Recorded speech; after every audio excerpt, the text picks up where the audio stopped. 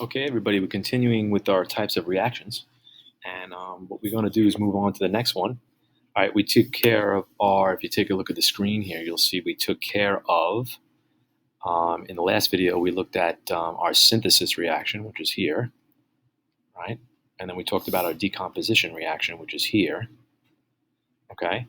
And now we're going to move on. So this was the first one we looked at. This is the second one we looked at. Now I want to look on the next one. And if you come up with a little scenario of your own here, you'll see that we have a little couple dancing. And then this guy comes over and he wants to cut in. So he's going to cut in and he wants to dance with the girl. So he's going to take this guy and he's going to force him to leave. And you can see he's not a happy camper here. He takes off. And then the new guy now dances with the girl again. So you can see basically what's happening here is this guy is replacing this guy in this group, in this compound, if you want to think about it. Okay. So in this case, you have A here, you have B and C, and what's going to happen is A is actually going to replace the B. All right. So that's really, so we're going to call this a single replacement. And the single replacement reactions are very common. However, one little condition you have to deal with a single replacement is that these may or may not happen. All right, because A has to be more reactive than B. Okay, and in a people sense, A would have to be stronger, right? He would have to be strong enough to displace this guy and dance with the girl in order for this to happen, because you notice that he does not want this to happen. Okay, so I guess, it kind of an analogy here in a way, but how do you do this with chemistry? So let's move on a little bit. All right, so in this case, we know, okay, that based on electron configurations, that elements in the periodic table vary in reactivity. We know that already, right? We talked about reactivity in the periodic table. We talked about the fact that metals here are more reactive, okay, as you go towards the lower end. Non-metals would be more reactive as you go to the upper end, upper right side. Okay, elements can compete with other elements to either gain or lose electrons in reactions. Okay, so they're going to compete with each other. All right, so we have to know which ones are better than others. Okay, and there's a way to tell. All right, so a single replacement. What's going to happen in a single replacement is if A is a metal.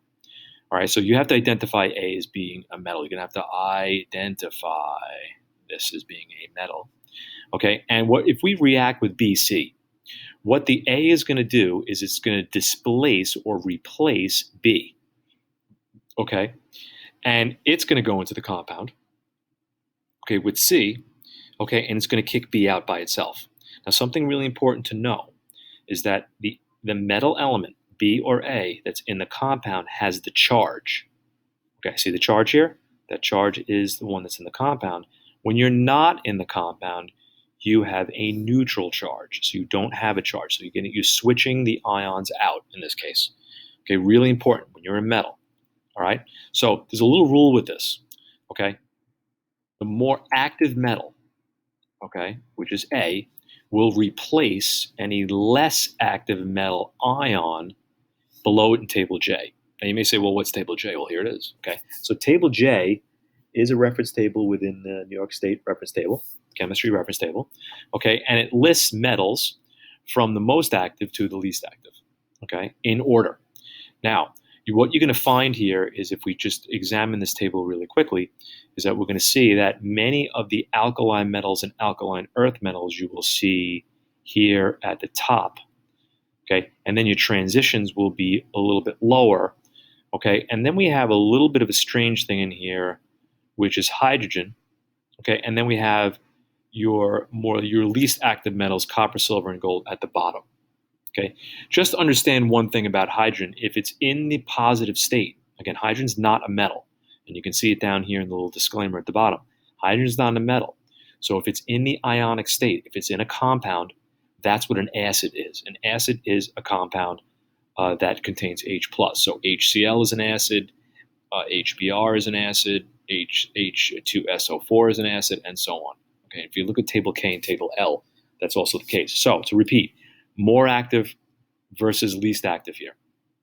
Okay, so really important. So any more active metal will replace any less active metal ion below it. Now the active metal, again, the A, will have the zero charge. Okay, so you're going to have that zero charge in this. This is going to be really important to understand, and we're going to review it here a little bit. Okay, that's the rule. Okay, so let's take a look. Let's just say we had magnesium and HCl. Okay, and we want to know if A, magnesium, is going to replace the H in HCl. So we're going to go over the table, and we're going to find magnesium. And magnesium is going to have your neutral charge, right, because it's by itself. So we want to make sure that the neutral charged element, okay, in this case the magnesium, has to be above the ion H. So is magnesium above the ion H? So is the more active metal above the ion H? And in fact, yes, it is. So if this is the case, if you are in this configuration in the chart, that is a yes, and that reaction is going to take place. Okay? So now we can write our products, right? All right, so we know this is going to be a reaction. We can confirm it.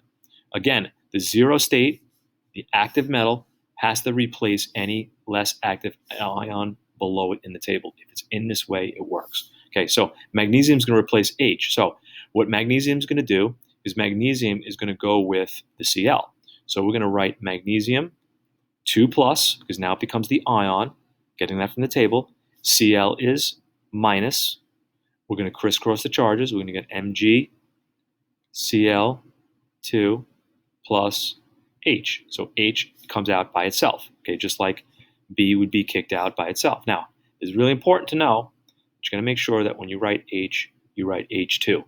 Okay, that's really important. So now we're going to have our little lines, okay, and now we can balance it. 1 Mg, 1 H, 2 H's, so we need 2 H's here, okay, and now we have 2 Cl's, and now we're going to have 2 Cl's, so we're balanced. We can go 1, 2, 1, and 2 is our coefficients, okay? Sounds good. All right, so if we go to the next one, we can see if this one works with gold. So let's take gold for a minute, and we'll say, okay, well, gold, where's gold? Gold is here, all right? Gold is below H plus in this case. So gold is the zero state. And now gold, does that replace H? Well, in this case, the zero state is below the ion.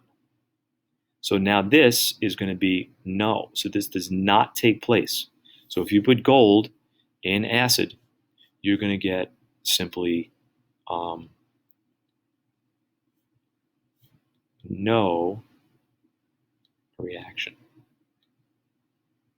And sometimes we write the word reaction as reaction, okay, just to kind of show you that. All right. All right, so one more, we could try one more. Let's take zinc and iron. Okay, so let's make sure, again, the first element, this element alone is the zero state. Okay, let's look at, let's see if zinc is above, the zero state is above the iron. Okay, so let's see, let's find zinc. Zinc is here. Okay, that's the zero state. It has to be above the ion. Again, you're going to hear me keep saying it over and over again. Zinc is the zero state above the ion. Yes, it is. Okay, so because the zero state is above the ion, yes, you could think of electrons flowing down the table. Everything works down. All right, now what's the charge on Fe? We're going to have to reverse crisscross this or do a little, okay, we know that chlorine's -1. Okay, at this point, we should be able to figure this out. Chlorine's -1. There's 3 of them, so it's a -3, so this must be +3. Okay, so now we're going to switch the places. We're going to take zinc as a +2 from the periodic table. We're going to take the zinc is going to take the Cl. Okay, we're going to go with that. We're going to crisscross. We're going to form zinc Cl2. Okay, we're going to add, and then iron is going to get kicked out by itself. All right. And that's it. We're good, right? So we have to the balance now. Okay, so we have 1 zinc, 1 zinc, 1 iron, 1 iron. We have 3 chlorines and 2 chlorines. So the common multiple here would be 6. So if I put a 3 in front of here, that's going to give me 6 chlorines. If I put a 2 in front of here, that's going to give me 6 chlorines, right? Because the 2 goes for the 3. Now I have 2 irons, need 2 irons, 3 zincs, and we are all set. Okay, so to review, with metals, the zero state, the element alone must be above the ionic state of the other element. Otherwise, there is no reaction. Okay, so that's what you want to realize with single replacements using metals. Okay, so next stage, well, what if the What if you're dealing with nonmetals? A little different story. Okay, so we talked about that one already. Okay. What if you're actually a nonmetal? With a nonmetal, it's slightly different. Again, you have to kind of deal with this. So a little bit different is if A is a nonmetal, okay, the A is going to be here, but this case, the A is going to replace the C because it's a negative element, okay, and then C is going to be kicked out by itself. All right, and it's important to know with the A now, because it's a nonmetal, is going to be written second. Okay, remember the metal is always written first. So you really have to decide first off before you even do anything, are you dealing with a metal or a nonmetal? Okay, in a single replacement. Okay, again, now in nonmetals, the idea is a little bit different, but it's actually the same way you read the chart. Okay, the most active metals or nonmetals are at the top. Okay, and they become less active at the bottom. The rule is the same. The zero state always replaces the ion below it. Now, again, if you're using this side of the chart, you're only using 4 elements, so it's only using the halogens, so it's easy. Okay, and again, we want to say the more active nonmetal replace any other less active metal ion below it in the table, and again, the less active nonmetal will be in the zero state. Okay, so let's just see. Will F2, if you react F2 with NaCl, will you in fact get a reaction? Well, let's just check where they are in the table. You use the table for it. Okay, and again, you get the table on the test. So we're going to say F2 is by itself, so that has a 0 charge. F2 has a 0 charge. Is that above Cl? Cl is the minus charge here. Is it above it? Yes, it is. So yes, you get a reaction. That's a yes right there. It should be a yes. That's a yes. Okay, so then that reaction takes place. So that's important to know. All right, so we're going to go here. We're going to go there. We're going to say yellow. We're going to go like that. Okay, so this is going to replace that. So we're going to write a new compound, right? So we're going to write Na. F is now going to replace. So F in the table is -1. Sodium is +1, right? You'll crisscross. You get NaF plus Cl comes out. And again, we have to write Cl as Cl2. And again, writing reactions is a little tough in the beginning. But again, as you do become more, more practice, you get better and better and better at this.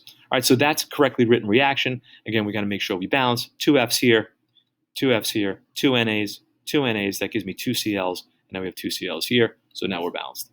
Okay, if you want to put your ones in there, you can put your ones in there if it makes you feel happy. All right.